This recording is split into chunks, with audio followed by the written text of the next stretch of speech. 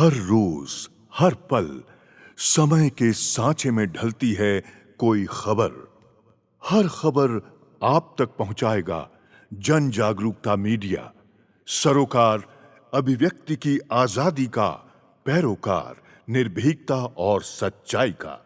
प्रधानमंत्री नरेंद्र मोदी ने आज बुधवार को नौसेना डॉकयार्ड में 2 युद्धपोतों और एक पनडुब्बी का जलावतरण किया।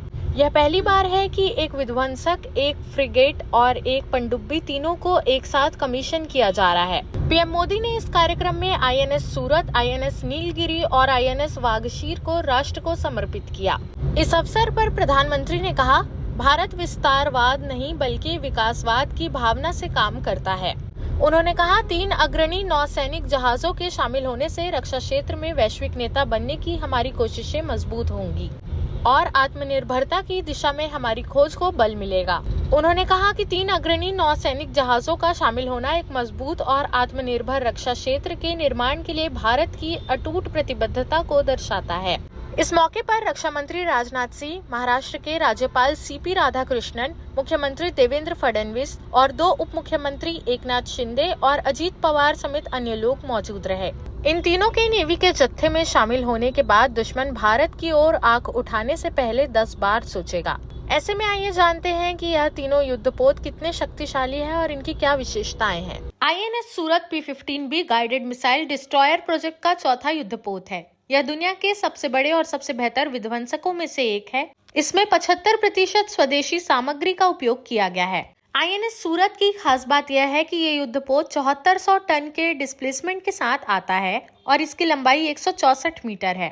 ये स्टेल्थ फीचर और उन्नत रडार सिस्टम से लैस है, जिससे इसे दुश्मनों द्वारा ट्रैक करना मुश्किल हो जाता है। इस युद्धपोत को सतह से सतह और सतह से हवा मिसाइलों, टॉर्पिडो और अन्य हथियारों से सुसज्जित किया गया है। इसमें combined gas and combined propulsion system है, जो 4 गैस टरबाइनों से संचालित होता है। समुद्री परीक्षणों के दौरान इस पोत ने 30 नॉट्स यानी लगभग 56 किलोमीटर प्रति घंटा की गति प्राप्त की। बात करें आईएनएस नीलगिरी की, तो P-17A स्टील्थ फ्रिगेट प्रोजेक्ट का पहला जहाज है। इसे भारतीय नौसेना के युद्धपोत डिजाइन ब्यूरो ने डिजाइन किया है। इसमें बेहतर उत्तरजीविता, समुद्री क्षमता और स्टील्थ के लिए एडवांस सुविधाएं हैं। यह अगली पीढ़ी के स्वदेशी युद्धपोतों का प्रतिनिधित्व करता है। यह 8 ब्रह्मोस सुपरसोनिक क्रूज मिसाइलों सहित एडवांस हथियारों और सिस्टम से लैस है। इसकी नींव 28 दिसंबर 2017 को रखी गई थी और 28 सितंबर 2019 को लॉन्च किया गया। वहीं नीलगिरी ने अपने समुद्री परीक्षण अगस्त 2024 में शुरू किए और सभी परीक्षण सफलतापूर्वक पूरा किए। आईएनएस नीलगिरी की खासियत यह है कि यह शिप 6670 टन का डिस्प्लेसमेंट रखती है और 149 मीटर लंबी है। इसमें रडार सिग्नेचर को कम करने के लिए विशेष डिजाइन का उपयोग किया गया है। नीलगिरी को ब्लू वाटर ऑपरेशन के लिए डिजाइन किया गया है, जो पारंपरिक और गैर पारंपरिक खतरों से निपटने में सक्षम है। इसमें सुपरसोनिक सतह से सतह मिसाइल और मीडियम रेंज सतह से हवा मिसाइल लगाई गई है। इसके साथ ही इसमें rapid fire close in weapon system लगाए गए हैं। यह ship integrated platform management system IPMS से सुसज्जित है।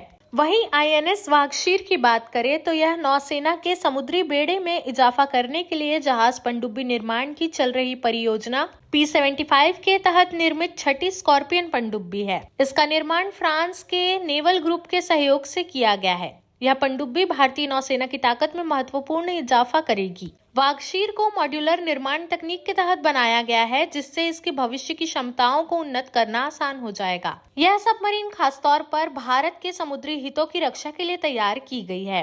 आईएनएस वागशीर को बेहद शांत संचालन और दुश्मन के इलाकों में गुप्त रूप से काम करने के लिए डिजाइन किया गया है। यह 67 मीटर लंबी और 1550 टन वजनी है। सबमरीन में wire guided torpedo, antiship missile और उन्नत सोनार सिस्टम लगाए गए हैं। यह पनडुब्बी सतह और पानी के नीचे के लक्ष्यों को नष्ट करने में सक्षम रहेगी। इसमें एयर इंडिपेंडेंट प्रोपल्शन यानी AIP तकनीक को भविष्य में जोड़ने की क्षमता है। देश प्रदेश की सभी बड़ी खबरों से जुड़े रहने के लिए हमारे YouTube चैनल को लाइक, शेयर और सब्सक्राइब करना ना भूलें। साथ ही लेटेस्ट खबरों के लिए बेल आइकन को प्रेस